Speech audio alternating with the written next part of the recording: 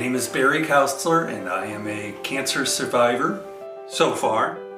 I was diagnosed in 2015. I was 53 at the time. I was diagnosed with stage 4 colon cancer. I started dealing with, for the very first time in my life, I had never dealt with constipation before. But suddenly I was dealing with that and insomnia. The longer this went on, the more I started getting concerned. I shared that with my sister Jill, who is an oncology nurse, and she said, "Well, wait, you're 53 now. You have had a colonoscopy, haven't you?" And I said, "No, I haven't." And she said, "Oh, why don't you get a physical first?" And so I did. Physical went fine, but I explained everything. She said, "Yeah, we'll get you in for a colonoscopy."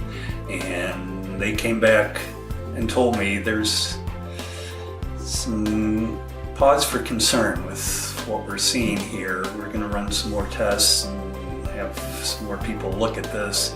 At the time I was diagnosed, I knew nothing about it. I asked the oncologist, and she told me I had stage 4 colon cancer. I had my dear friend Susan with me, who I've known since junior high, and my wife. I just said, "So how many stages are there?"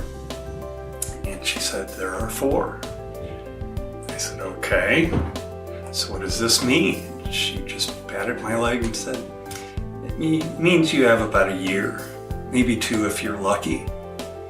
And I'm thinking, well, first of all, blam! I mean, you're given an expiration date. It changes your perspective immediately. Of course, your first thoughts are, I'm gonna miss my kids growing up. I'm gonna miss seeing my grandchildren born, things like that. But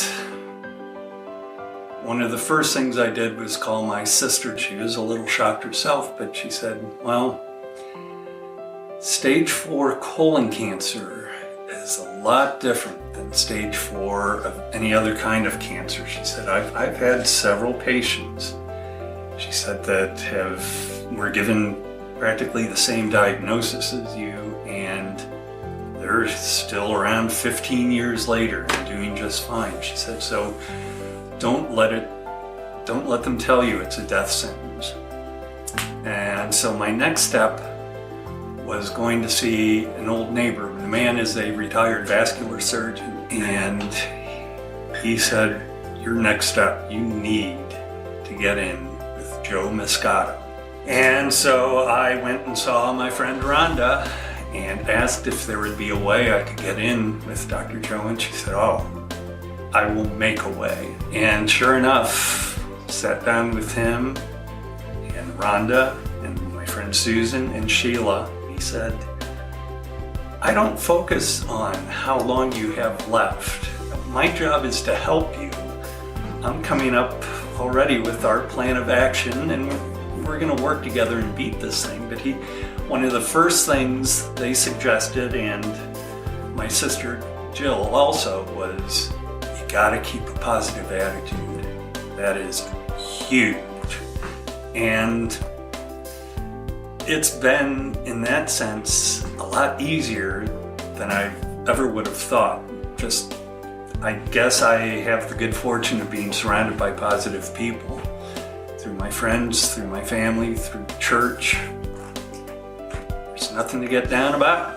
I don't know that I would say I make decisions differently, but I have tried to change my attitude. That's the one thing I've tried to do, is keep things on a more positive note.